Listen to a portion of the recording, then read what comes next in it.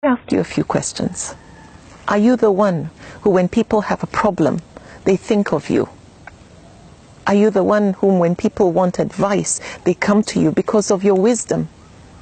Are you the one who, when people want to settle a dispute, they come to you because of your sense of justice?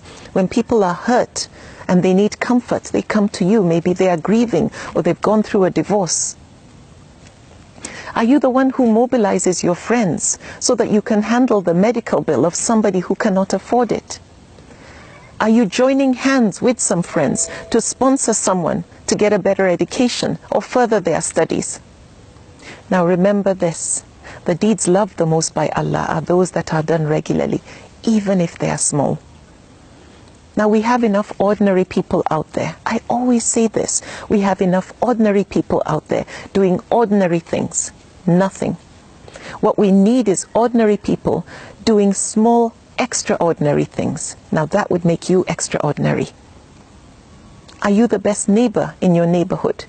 Do you go and visit your sick neighbors regardless of their religion or where they come from, like the Prophet ﷺ did? Do you encourage peaceful coexistence amongst people, amongst your neighbors and other colleagues and so on? Are you gifted with a voice and you use it to bring people closer to Allah through your recitations or songs or poetry? Or do you share your knowledge and wisdom through lectures with people with humility? Or do you organize events where people can come and learn and grow? Or do you volunteer to help at events, functions, Islamic functions and so on, or at your local mosque or community center? Now, I was inspired when I traveled recently to give a lecture by a dynamic lady who had established what's called a street kitchen, where she feeds so many people without charging them a dime. And those people are both Muslims and non-Muslims. What I discovered from what she shared with me is that she had gone through a terrible divorce and was going through depression, and then she decided to do this. And the distraction has brought her so much fulfillment. To get away from the hurt, she turned her hurt into healing. And most importantly, she's being significant. There's no reward for being useful to others other than peace of mind and contentment.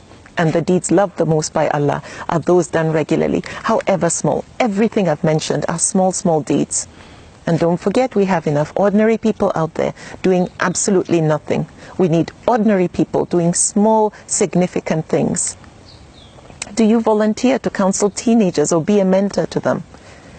Do you donate your time to give someone who doesn't seem to be too strong academically extra lessons? Do you give your time at an orphanage to read to them or just make them feel like part of a family, feel loved? Or are you somebody who goes and shares stories of everyday heroes through social media or through the media so that we celebrate people for what they do? Are you the one who puts a smile on people's face by telling them, well done? That is being significant. Are you a ray of sunshine for people because of your positive nature? You're optimistic. Or are you the one who silently likes to help the underprivileged who don't know that you are a donor? Or people and birds sit under the shade of a tree, enjoy the fruits and the shade, the coolness and the breeze, and they didn't know you were the one who planted that tree. The deeds loved the most by Allah are those done regularly, even if they are small. In other communities, when people mobilize their local community maybe to clean up litter, or speak up against some form of injustice or abuse, or assist people in times of crisis, or save an animal like a dog from thirst, or a cat that's stuck in a tree, they become heroes. They're on the news. People celebrate them. We also need to celebrate our heroes, people who are doing small, extraordinary things. Do your part in making sure that next time you want to forward a clip or a video, that it's videos that are inspirational, videos that highlight positives in our people, and in general. Make sure you don't forward those stupid videos that unfortunately eat away at the fiber of our character. Now, all these things I've mentioned are those deeds that are loved the most by Allah, even though they are small. All these acts are being the most useful.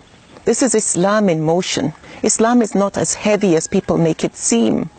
Now, being a Muslim is a combination of being good and doing good, and forbidding wrong and making sure we enjoin others to do the right thing. Now, acquiring useful knowledge is not our problem. acquiring knowledge to make us useful and significant. We have access to all of it, and that is not our problem. That is not the challenge we face. It is making sure that we put that knowledge to good use. It is walking the talk, making sure that the input produces the right output.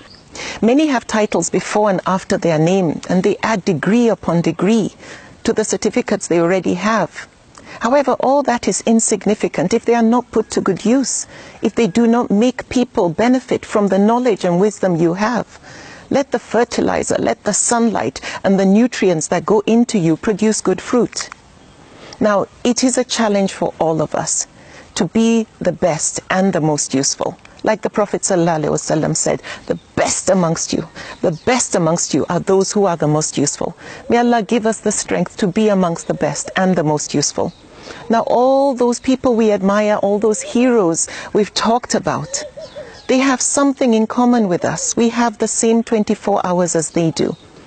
What separates ordinary from extraordinary is what they do with those 24 hours. How useful are you? What we need is individuals like you and me doing small, small good deeds, significant deeds that are loved the most by Allah. If you only live to be 30, 40 or 50, at least be significant.